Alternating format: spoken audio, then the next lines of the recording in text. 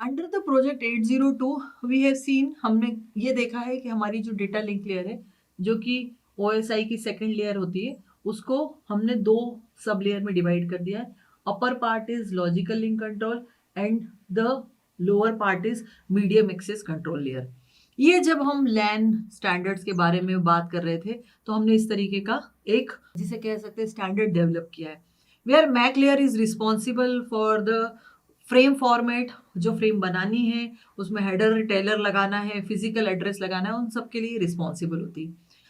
Here हम यहाँ पर मैन के बारे में बात कर रहे हैं, DQDB. तो डिस्ट्रीब्यूटेड क्यू ड्यूअल बस, यहाँ पे दो बसेस हैं जिसपे हम टर्मिनल्स अटैच करते हैं और दोनों बसेस जो हैं उनमें एक साइड तो उसका हेड होता है और एक साइड उसका एंड होता है. उसी तरीके से दूसरी बस के लिए ये स्टार्ट होगा और वो एंड होगा. और बाई डायरेक्शनल कम्युनिकेशन ऐसे होता है कि एक बस पे तो यूनिडायरेक्शनल रहता है, राइट टू लेफ्ट, और दूसरी बस पे लेफ्ट टू राइट. इस तरीके से कम्युनिकेशन होता है.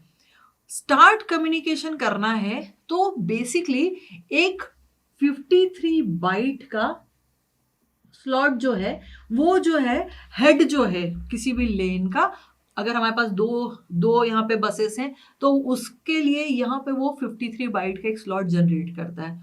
और पर्टिकुलर वो स्लॉट जो है मूव करता रहेगा. उस स्लॉट के बाद दूसरा स्लॉट, ऐसे स्लॉट 0, स्लॉट 1, स्लॉट 2, ये क्या है मूव करते रहेंगे.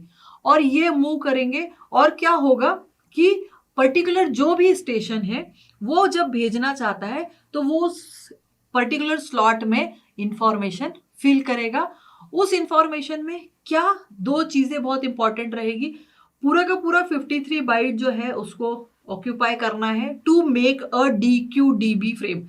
एक पूरी डेटा फ्रेम जो है जो बनेगी या DQDB फ्रेम है उसकी लेंथ पूरी 53 बाइट की होनी, क्योंकि एक स्लॉट की लेंथ जो है वो 53 बाइट है. हर एक स्लॉट जो है वो एक पर्टिकुलर स्टेशन के लिए अलॉट किया जा सकता है, रिजर्व भी किया जा सकता है. ये हम पहले से ही जानते हैं. अगर मान लेते हैं स्लॉट रिजर्व भी कर लिया, उसके बाद उसे एक डेटा फ्रेम तो जनरेट करनी है, तो क्या होगा उसमें इंफॉर्मेशन.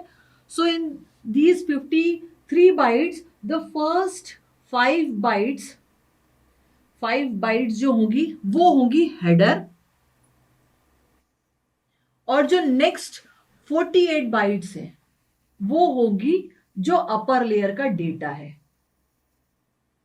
अपर लेयर मतलब कि नेटवर्क लेयर से आने वाला जो डेटा है जो पहले LLC के पास आएगा, वो PDU के फॉर्म में कन्वर्ट होगा, प्रोटोकॉल डेटा यूनिट, और फिर जाके वो मैक लेयर के पास आएगा. हम अभी मैक लेयर के बारे में ही बात करें क्योंकि एक्चुअल फ्रेम जो है जो कि आपके बस पे ट्रेवल करेगी. तो ये DQDB फ्रेम में 48 बाइट जो है ये डेटा को अलॉटेड है, इसे पेलोड भी कह सकते हैं. अब हम देखेंगे कि इसके हेडर में बेसिकली क्या क्या चीजें रहती है और क्या क्या चीजें इंपॉर्टेंट है. तो ये बेसिकली 40 बिट्स का आपका हेडर है, उसमें इस तरीके से इंफॉर्मेशन रहती है. सबसे पहला जो फील्ड है वो कहलाता है, वो एक्सेस फील्ड कहलाता है, 1 बाइट की इंफॉर्मेशन है. दूसरा जो है एड्रेस फील्ड है, ये 1 बाइट है, मतलब 8 बिट्स है. ये 8 बिट्स कह सकती हूं मैं इन्हें. ये 20 बिट्स का एड्रेस है, इसके बारे में हम अभी आगे बात करेंगे. फिर टाइप जो है वो है एक, जो कि एक 2 बिट्स की इंफॉर्मेशन है. उसके बाद आता है प्रायोरिटी, जो कि बहुत जरूरी है क्योंकि हम स्टेशंस को प्रायोरिटाइज कर सकते हैं, ये भी एक 2 बिट की इंफॉर्मेशन है. और लास्ट में आती है CRC जो कि 1 बाइट की इंफॉर्मेशन है. तो ये आपके ये 5 बाइट्स या 40 बिट्स का जो रिप्रेजेंटेशन है हेडर में इस तरीके से होता है. तो यहाँ पे ये डिफाइन की जाती है कि 48 बाइट जो है डेटा के लिए और ये 5 जो बाइट्स हैं जिसमें से हर एक को हम देख चुके हैं कि क्या क्या है. अब हम बात करते हैं सबसे पहले एक्सेस फील्ड में. एक्सेस फील्ड जो है इसमें 5 सब फील्ड्स होती है, एक फील्ड नहीं है, ये 5 सब फील्ड्स है. उसको स्टार्ट करते हैं. सबसे पहले एक होता है बिजी, जिसको बी से भी इंडिकेट करते हैं. ये जो है सिर्फ जो 1 बिट है उससे रिप्रेजेंट होता है और ये सेट होता है. सेट मतलब जब भी ये सेट होता है इसका मीन्स, इसका तरीका बताने का है कि ये जो स्लॉट है ये क्या है, ऑक्यूपाइड है. ये बताता है कि ये स्लॉट कैसा है, ऑक्यूपाइड है. जो नेक्स्ट इंफॉर्मेशन है वो डिफाइन करता है स्लॉट टाइप ST. क्या डिफाइन करता है कि ये एक 2 बिट इंफॉर्मेशन है जो बताती है कि ये किस तरीके का पैकेट है और कौन से तरीके का ट्रांसमिशन इसमें हो रहा है। Now the next bit is reserve. हम पहले से ही देख चुके हैं कि हम स्लॉट रिजर्वेशन कर सकते हैं, तो हम ये रिजर्व बिट जो है उसको इस्तेमाल करेंगे कि हम ये पर्टिकुलर स्लॉट जो है वो फ्यूचर में यूज करना चाहते हैं, for that future use purpose हम इसको रिजर्व कर सकते हैं। जैसे हम मूवी का टिकट रिजर्व करते हैं कि हम मूवी देखने जाएंगे तो हम पहले से ही उसकी बुकिंग कर लेते हैं, सिमिलरली यहाँ पर ये फ्यूचर यूज के लिए इसको रिजर्व कर सकते हैं। फिर उसके बाद आता है प्रीवियस स्लॉट, जो कि आप क्या कर सकते हैं, देख सकते हैं पीएसआर।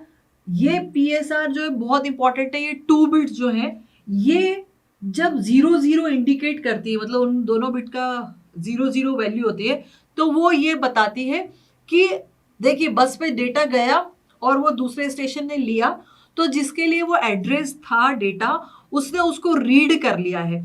तो ये प्रीवियस स्लॉट रीड का मतलब ये है कि जो भी डेटा फ्रेम गई उसको उसने उस पर्टिकुलर स्टेशन ने क्या कर लिया है, रीड कर लिया। ये इंफॉर्मेशन यहाँ पे हम इस हेडर में ऐड कर सकते हैं ताकि आगे के प्रीवियस स्टेशन के बाद जो स्टेशन आने वाले हैं वो ये अंडरस्टैंड कर पाए इसको देख के कि भाई ये डेटा जो है रीड कर लिया गया है, अब इसका कोई यूज नहीं है, वो एंड पे जाके उस स्लॉट को क्या करना है, एब्जॉर्ब करना है।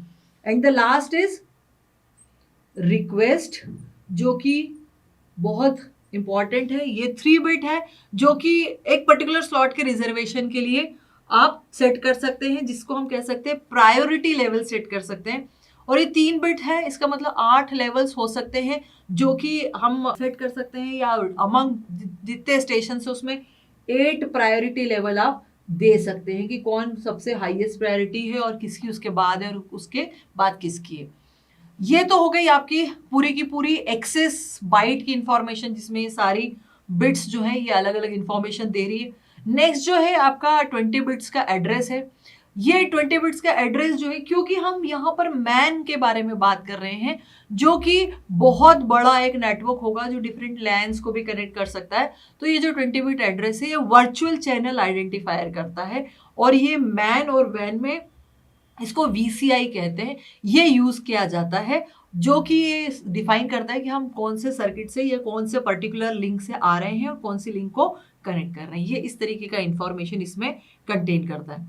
अगर with in a LAN communication हो रहा है तो इसमें मैक एड्रेस डाला जाता है अलग से, और बाकी सारे बिट्स को क्या कर दिया जाता है, 1 1 1 1 1 1 कर दिया जाता है, प्लेस कर दिया जाता है, जस्ट टू शो कि एक लैन एड्रेस है। फिर टाइप जो है वो दोनों के लिए स्पेसिफाई करने के लिए डेटा है या मैनेजमेंट डेटा है, इसके लिए 2 बिट्स स्पेसिफाई की गई है। प्रायोरिटी के बारे में हम पहले से ही बात कर चुके हैं, हम प्रायोरिटी दे सकते हैं किसी को। यहाँ पे आप ये जो रिक्वेस्ट कर रहे हैं, 8 प्रायोरिटी लेवल सेट कर रहे हैं, वो अपनी इंफॉर्मेशन इसमें ऐड कर सकता है। लास्टली आपके पास 8 बिट 1 बाइट का CRC है, जो कि पूरी की पूरी जो भी हमने हेडर में इंफॉर्मेशन डाली है उसके एरर डिटेक्शन के लिए ये यूज की जाती है। और बाकी आपका ये हेडर के अलावा पूरी की पूरी जो अपर लेयर से आया वाला डेटा है वो रहेगा, और इस तरीके से डेटा फ्रेम बन के स्टेशन टू स्टेशन मूव करेगी। एड्रेस फील्ड से जिस भी पर्टिकुलर स्टेशन का एड्रेस है वो उसको रीड करेगा। रीड करने के बाद ये जो प्रीवियस स्लॉट रीड है उसकी बिट्स को सेट करेगा, मतलब 0 0 करेगा, और उसके बाद के सारे स्टेशन इससे आइडेंटिफाई कर लेंगे उस हेडर को पढ़ के कि ये डेटा ऑलरेडी रीड है, नो नीड, आगे जाके एंड पे वो एब्जॉर्ब कर लिया जाएगा, वो स्लॉट खत्म हो जाएगा और फिर से स्लॉट जनरेट होगा जिस भी स्टेशन को डेटा फिल करना होगा। यही प्रोसीजर है, यही अडॉप्ट करेगा फ्रेम फॉर्मेट और ट्रांसमिट कर देगा।